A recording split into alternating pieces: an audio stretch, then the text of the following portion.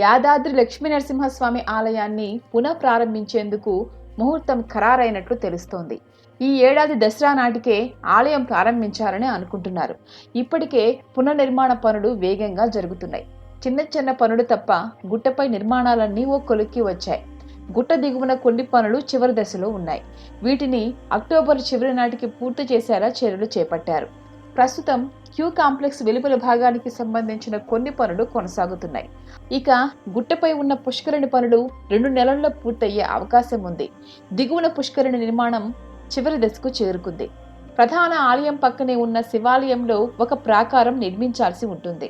ప్రత్యేక ఆకర్షణగా ఏర్పాటు చేస్తున్న విద్యుత్ దీపాల ఏర్పాటు కూడా 10 రోజుల్లో పూర్తి చేయబోతున్నారు. దిగువన కళ్యాణ కట్ట 2 నెలల్లో సిద్ధమవుతుందని అంచనా.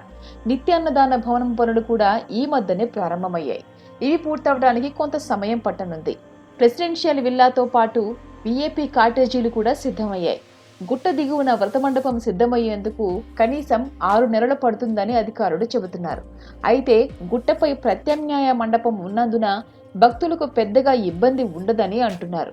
ఈ ఆలయాన్ని పూర్తిగా నల్లరాతితో నిర్మిస్తున్నందున చాలా జాగ్రత్తగా పనులు జరపాల్సి ఉంటుందని, అదే ఆలస్యానికి కారణమని చెబుతున్నారు. యాదాద్రి ఆలయాన్ని గతేడాదిలోనే ప్రారంభించాలని అనుకున్నారు. అయితే కరోనా కారణంగానూ కొన్ని పనులు వాయిదా పడ్డాయి. ఆలయంలో కూడా సిబ్బంది, పూజారులు కరోనా బారిన పడ్డారు. వీరితో పాటు నిర్మాణ పనుల్లో నిమగ్నమైన సిబ్బంది కూడా కరోనా వైరస్ సోకడంతో సొంత ఊళ్లకు వెళ్లిపోయారు. ఫలితంగా పనులు నిలిచిపోయాయి. ఇవి కూడా ఆలస్యానికి కారణమయ్యాయి. పనులు పూర్తి కాకుండా ఆలయం పునః ప్రారంభం అయితే భక్తులు క్యూ లైన్ కడతారు కాబట్టి పనులకు ఇబ్బంది ఏర్పడుతుంది. అన్ని పూర్తయినాక ప్రారంభిస్తేనే బాగుంటుందనే అభిప్రాయం వ్యక్తమవుతోంది. ఈ క్రమంలోనే పెండింగ్ వర్క్స్ వేగంగా పూర్తి చేయాలని చూస్తున్నారు. ఆలయం ప్రారంభమైతే రోజుకు 1,00,000 మంది భక్తులు వస్తారని అంచనా.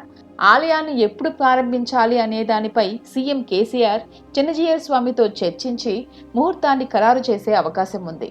ఒకవేళ దసరాకు ప్రారంభించడం కుదరకపోతే 2022 ఫిబ్రవరిలో జరిగే బ్రహ్మోత్సవాల సమయంలో ప్రారంభోత్సవాన్ని చేపట్టే అవకాశం ఉందని తెలుస్తోంది.